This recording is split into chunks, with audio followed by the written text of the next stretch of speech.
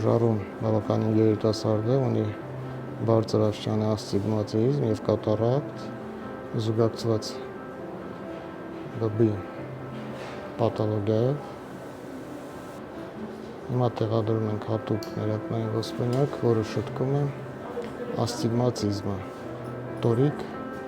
մոնոֆոկալ ոսպնյակ։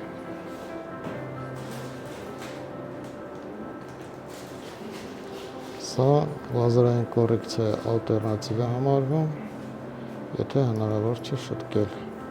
նման աստիճանի կարճատեսությունը և աստիգմատիզմը, կամ եթե ունենք զուգակցված, օրինակ, կատարակտ։ Այսինքն միամոմենտ հեռացնում ենք և կատարակտը, և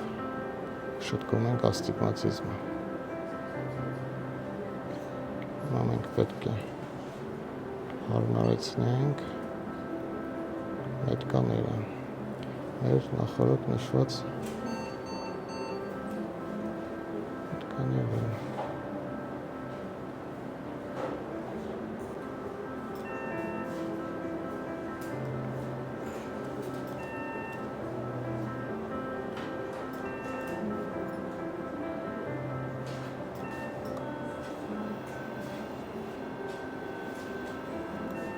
Ավարտեցինք։